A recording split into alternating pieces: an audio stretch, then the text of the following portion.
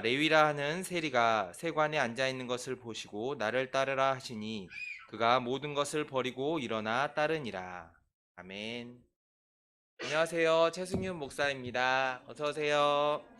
네, 안녕하세요. 옆 사람 보면서 안녕하세요. 이렇게 한번 인사할까요? 네. 네. 네. 오늘은 우리가 성경학교 때 배웠던 가난 말씀인데 심령이 가난한 자는 복이 있나니 천국이 그들 것이며 라는 말씀이 성경학교 때 했는데 이번에 또 한번 순서가 또 왔더라고요. 그래서 이 말씀이 참 중요하구나. 그런데 어떻게 전할까 고민해 이렇게 하나님께 메시지를 전하겠습니다. 여러분은 가난, 어, 이드나 가난 알지? 가난. 어, 안 가난해서 모르지. 가난한 사람 없나? 네, 과자 잘 못 먹는 사람. 가난이라는 단어와 가장 잘 어울리는 계절이 뭘까 한번 생각해 봤어요. 목사님은. 그런데 여러분 봄, 여름, 가을, 겨울 중에 언제가 제일 외롭고 뭔가 쓸쓸하고 그래요? 네. 겨울이요? 네, 겨울이라고 해도 괜찮아요. 저는 가을을 정했어요.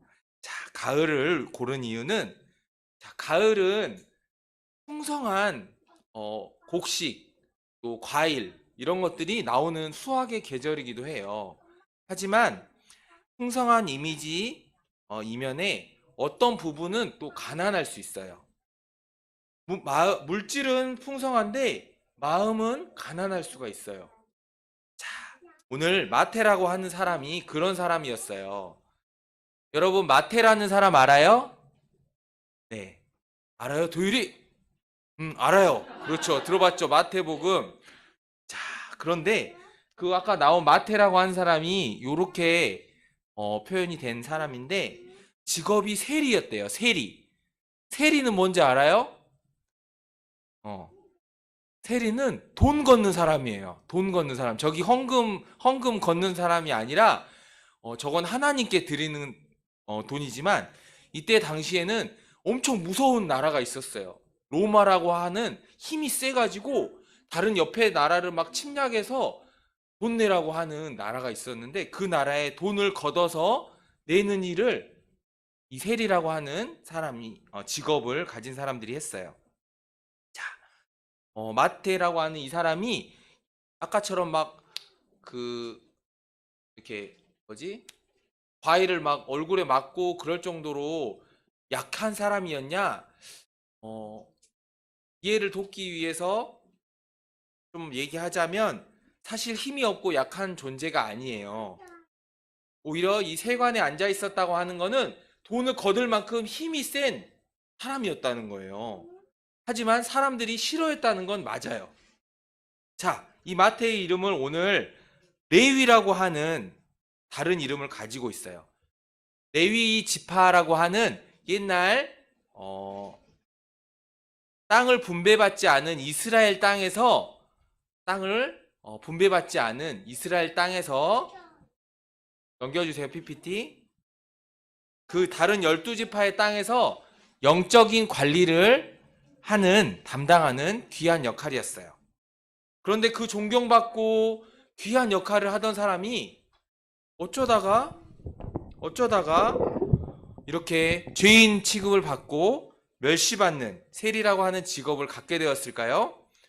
자, 그만큼 이스라엘이 영적으로 무너져 있었다는 뜻이에요. 로마에 의해서 물리적으로 나라가 망했지만 그 안에 근본 원인에는 영적인 무너짐이 먼저 있었다는 것입니다.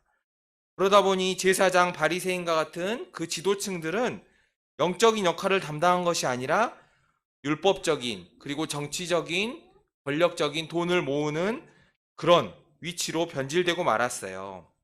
이 레위 지파였던 사람들도 사람들이 먹고 살기 위한 직업을 찾아서 하나님의 일을 떠나서 세상 속으로 들어간 거예요. 자, 어린이 여러분 지금 무슨 얘기인지 하나도 모르겠죠? 자, 그럴 것 같아요. 자, 쉽게 말해서 예수님보다 PPT, 예수님보다 돈을 사랑하면 괴로워진다는 얘기를 하는 거예요. 어른들은 너무 쉽게 얘기하면 무슨 얘기인지 잘 모르거든요. 아이들은 쉽게 얘기하면 알지만 어른들은 조금 더 어렵게 얘기를 해줘야 돼요. 그래서 그런 거니까 어린이 친구들이 이해해 주세요. 자, 먹고 살기 위해, 살아남기 위해 영적으로 무너져서 심령이 가난해진 그런 마태를, 레위를 하나님께서 부르십니다. 나를 따라오라. 이드나, 가자. 따라와.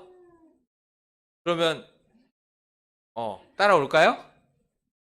안 따라와요? 왜 따라오는지 모르잖아. 왜 따라오라고 하는지 모르잖아. 그 말에 레위 마태는 즉각적인 반응을 보여요. 돈을 모아서 부자가 될 수 있는 그 자리를, 힘 있는 자리를 버린 거예요, 바로. 자, 여러분이라면 한 달에 1,300만 원씩 벌 수 있는 일이 있다면 그 일 그만두시고 예수님 따르겠어요? 자, 동공이 흔들리시는 부모님들 표정 관리 잘 하시고, 아이들 1,300원 버는 일이 1,300원 버는 아르바이트 있다면, 엄마가 심부름 있다면 하겠어요? 아이스크림 사 먹을 수 있는데? 아니에요. 예수님께서 그럼 이제 성도님들이 이런 얘기를 들으면 잘 훈련된, 말씀으로 훈련된 성도님들께서 이렇게 얘기하세요. 속으로만 얘기하십니다. 아니, 꼭 예수님을 따라야 된다고 제가 가지고 있는 지금 직업을 버려야 되나요? 그건 아니잖아요. 혹시 속으로 그런 생각을 하신 분들이 계신가요? 잠시 한번 생각해 보세요. 내가 진짜로 내 마음의 중심이 예수님이 이 자리에 있으라고 해서 있는 것인가? 아니면 내가 지금 이대로의 삶이 편하고 돈이 따박따박 잘 들어오고 특별히 변화가 있지 않아도 더 누릴 수 있는 이 삶을 내가 가지고 싶어서 이 일을 하는 것은 아닌가? 한번 잠시 생각해 봤으면 좋겠어요. 세리마태 이야기에서 알 수 있듯이 돈은 정말 아무것도 아니에요. 단숨에 버릴 수가 있는 거예요. 아니, 목사님, 그래도 경제 생활은 해야죠. 목사님께서는 목회자니까 그렇게 얘기하실 수 있죠. 아니에요. 저 집사일 때도 그랬어요. 제가 자랑하는 게 아니라, 그러니까 집사님에서 목사님까지 되신 거죠. 또 이렇게 얘기하시는 분이 있어요. 이분은 혹시 그런 생각을 지금 따라가고, 맞아, 나도 그렇게 생각했어라고 하시는 분들이 있으면, 잘 생각해 보세요. 자꾸 내 마음에 따라오라고 할 때 변명이 나오잖아요. 어떤 이유건, 무슨 얘기인지는 알겠지만, 변명이 나온다고 하는 거는 영적으로 건강한 건 아닌 거예요. 자, 물론 아무나 그렇게 되지 않아요. 아무나 그렇게 안 됩니다. 맞아요. 그런데 예수님께서 따라오라고 했을 때 아멘 한 사람만 그렇게 되었어요. 여러분 마음속에 정말로 여러분이 원하는 게 뭐예요? 예수님이 따라오라고 했을 때 예수님 그래도 경제생활은 좀 하면서 라고 변명하는 게 여러분 속마음이에요? 여러분이 바라는 거예요? 아니면 네 아멘 하면서 따라가고 싶은 게 내 속마음이에요? 한번 물어보세요. 그런데 왜 망설여지죠? 우리는 못 따라가는 거예요. 우리의 능력으로, 우리의 의지로는 못 따라가는 게 맞는 거예요. 우리가 이상한 게 아니라 그게 맞는 건데, 그러니까 아멘 하라는 거예요. 아멘 하면서 내가 그걸 못 따라갑니다. 울라는 거예요. 기도가 안 되면 아멘만 반복하면서 계속 엎드려 울어도 하나님께서는 그 마음을 아십니다.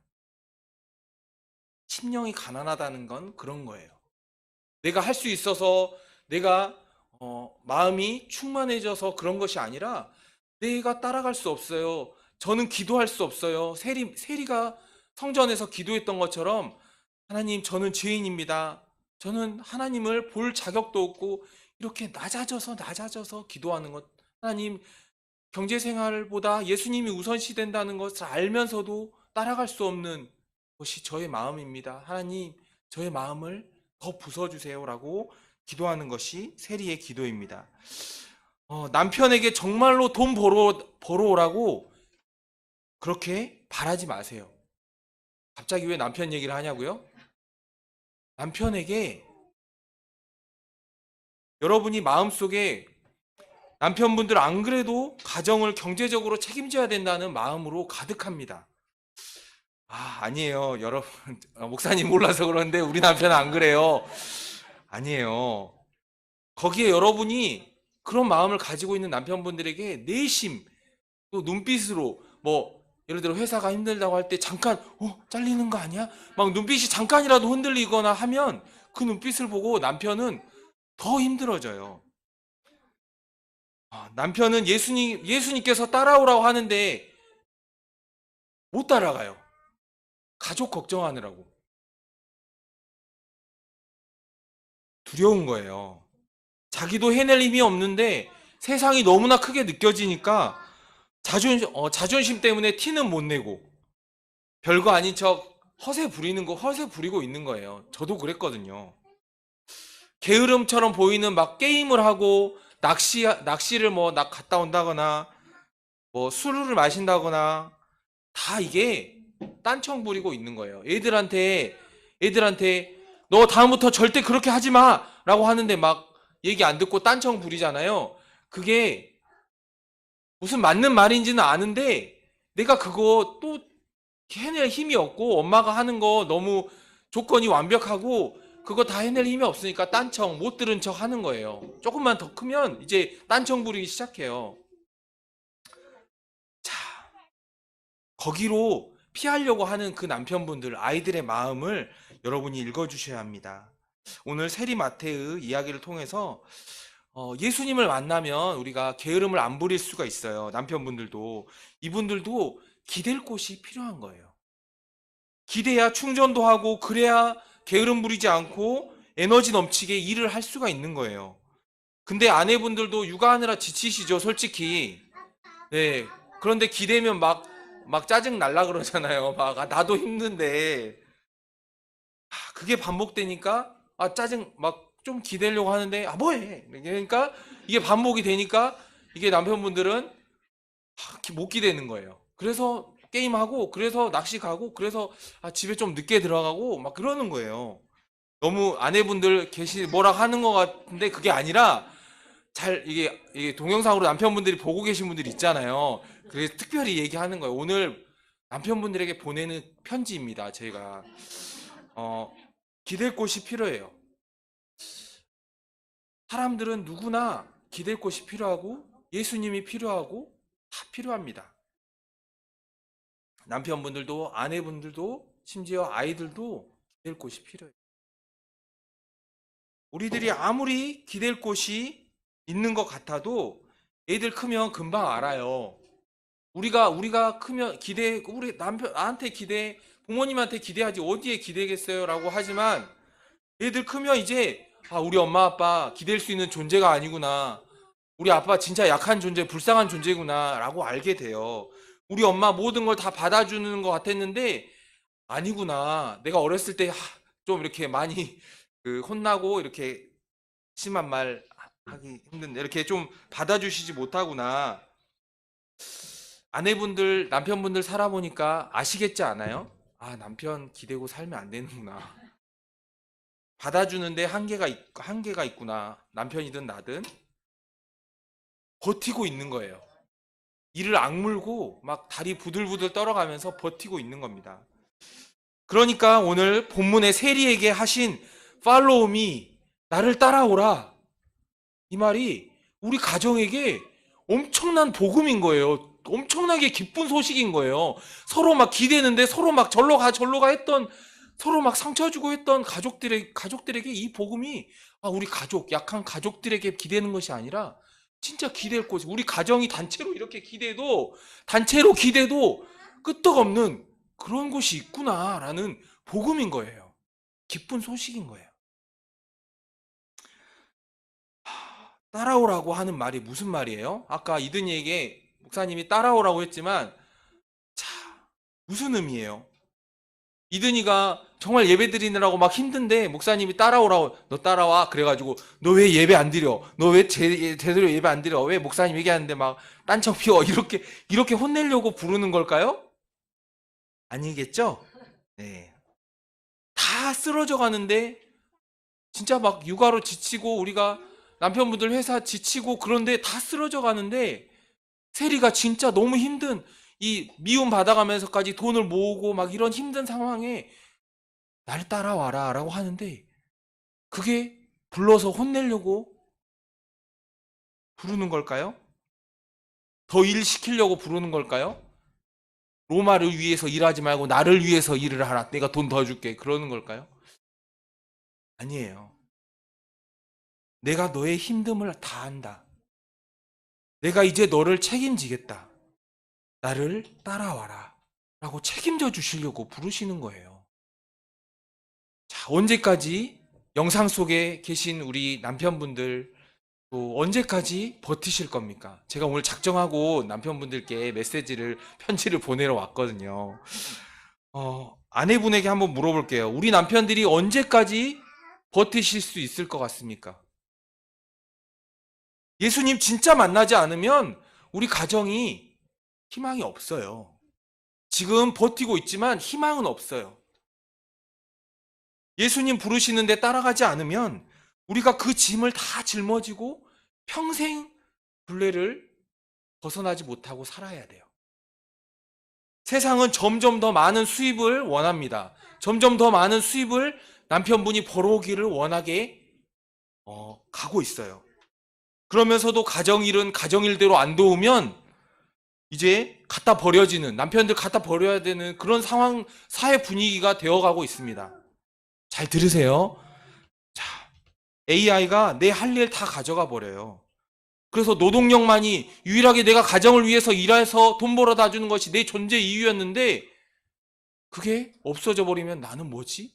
내 존재 이유 지금부터 생각해 보셔야 됩니다. 이런 무서운 세상에서 언제까지 내가 우리 가족을 지킬 수 있다고 생각하세요? 그것만큼 책임감 없고 무모하고 불가능한 일이 없어요. 내가 책임질 수 있다는 거 그거 단단히 착각하고 계신 겁니다. 진짜 모르셔서 그래요. 진짜 모르셔서 그렇지 예수님 알면 진짜 예수님 만나면 남자분들 혹시 그렇게 울어보신 적 있으세요? 눈을 막 눈이 눈을 막 눈물 콧물 막 눈이 펑펑 막 안압이 막 올라와서 눈이 막 터질 정도로 막 그렇게 울어보신 적 있으세요? 저도 몰랐어요. 예수님이 그런 분인지 몰랐을 때 부르면 제가 따라가면 혼날까봐 내가 교회를 떠나서 지내는 동안 이제 예수님 만났을 때 혼날 줄 알았는데 예수님이 처음 하신 얘기가 힘들었지라고 얘기를 하셨어요. 그래서 제가 아이가 하나를 더 낳는데 너무 두려웠고 또 예수님을 따르면 경제적으로 완전히 나락으로 정말로 그렇게 살 것 같았어요. 제가 막 고난받은 간증 그런 것들을 들으면 은혜 받으면서도 내 차례가 되면 내 가족들이 너무 불쌍하게 될 것 같은 거예요. 아니에요. 완전히 속았던 거예요. 제가 지금 고민하는 것은 옛날에 가졌던 그런 고민들과 완전히 다른 고민들입니다. 제가 지금 고민하고 있는 거는 과거의 그 경제적인 문제 때문에 고민하는 것이 아니에요. 완전한 자유를 누리고 있어요. 생각해 보니까 제가 그래요. 제가 잘난 체 하는 게 아니라 진짜 제가 제일 행복한 아빠 같아요. 제가 제일 행복한 남편 같아요. 예수님 만나면 제가 잘나서 그랬다는 게 아니라 저 정말 저희 아내한테 물어보면 아시겠지만 저는 몰랐는데 정말로 찌질한 사람이었거든요. 교회 다닐 때도 찌질했고 남자친구일 때도 찌질이라는 표현 아시죠? 굉장히 없어 보이고 막 그랬어요. 좀 그랬는데 진짜 자유예요. 진짜 너무 제가 제일 행복한 아빠 같아요.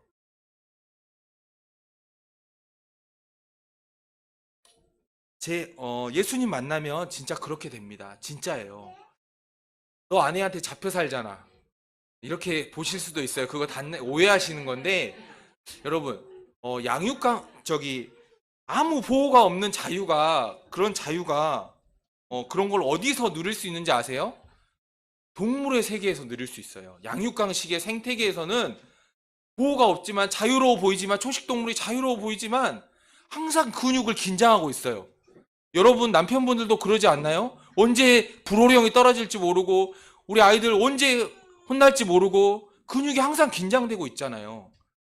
자, 그런데 우리가 예수님 안에 들어가면 마치 물가의 양들처럼 그렇게 평온할 수 있게 됩니다.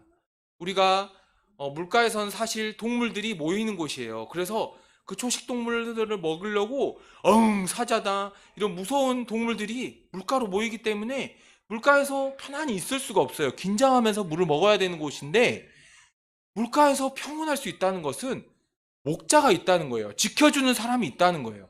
그게 바로 예수님이라는 거예요. 야, 영유아부가 더 늦게 끝나는 날도 있네요. 진짜 우리가 더 이상 목자 없는 양처럼 방황하지 마시고 나를 따라오라 하는 명령에 반응하세요. 그래서 아멘, 아멘. 두렵지만 아멘. 책임감 없는 것 같은 대답이지만 아멘. 다 같이 해볼까요? 불안하지만 아멘. 현실성 1도 없는, 세상 물정 모르는 교회 멘트 같지만, 설교 같지만 아멘. 아멘을 해야 내가 쥐고 있는 손의 힘도 빠지고 남편을 위한 기대도 빠집니다. 나 자녀를 향한 집착도 빠져요. 아멘 해야 시자로 시작하는 분들을 향한 분노도 빠집니다. 아멘 빠지고, 아멘 하면 빠지고, 아멘 하고 빠지고, 이게 자꾸 반복되어야, 계속 빠져야 우리가 주님 안에 풍덩 빠지게 되는 거예요. 내가 내 튜브, 나를 살릴 수 있는 그 구명조끼 붙들고 힘을 붙들고 있으면 물속에 그 하나님의 놀라운 바다 같은 그런 풍경을, 하나님의 큰 계획을, 그 다양한 생태계를 보지를 못해요. 또 새로운 세상이 펼쳐지는데 그걸 보지 못합니다. 우리가 몸에 힘을 주면 어떻게 될까요?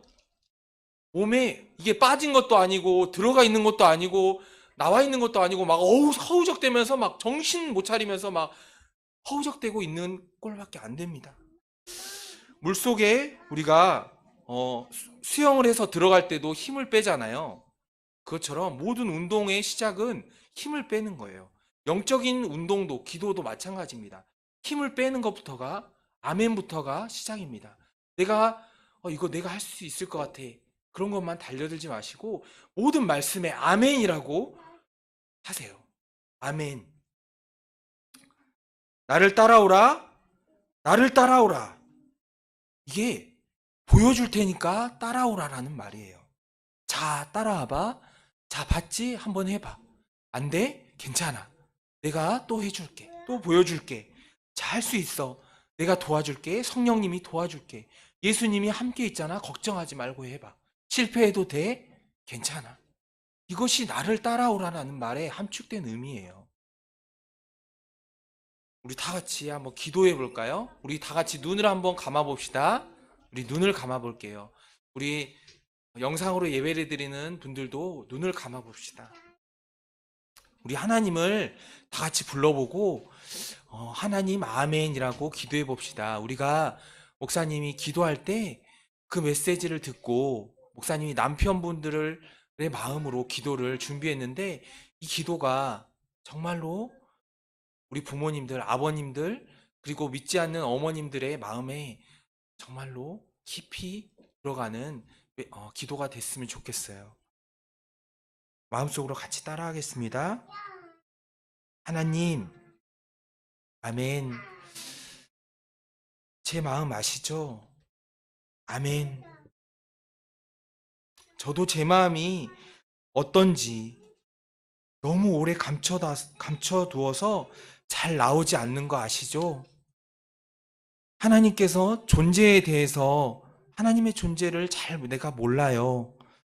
하지만 이 목사라고 하는 사람이 하는 얘기가 사실이라면 진짜 그런 사람이 그런 존재가 있다면 제가 정말 쓰러지기 직전인 거 아시죠?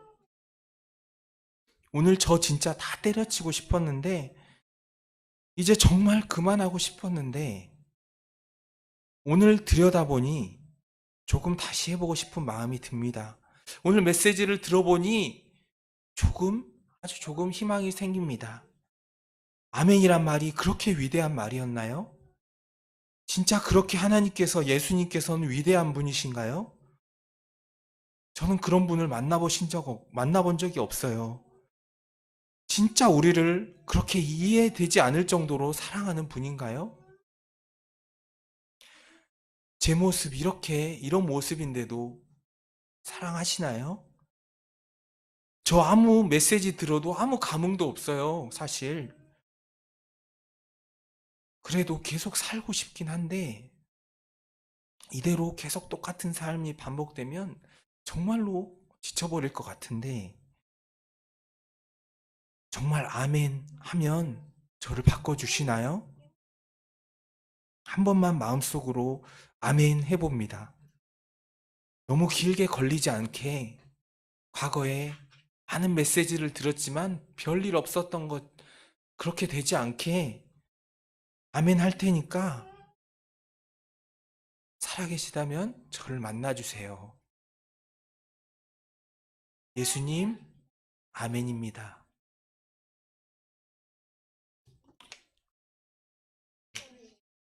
말씀을 마쳤고요. 혹시 말씀이 너무 부담스럽고 그러시더라도 준비해야 되니까 메시지를 이렇게 좀 아이들이 정말 PPT도 없잖아요. 별로 없었잖아요. 근데 정말로 준비돼야 되니까 이렇게 말씀을 전합니다. 영상으로 보시는 분들도 다시 한번 아멘 해주시고 삶에서 간절히 주님을 의지하는 삶 되기를 기도합니다. 우리 주기도문으로 예배를 마치기를 원합니다.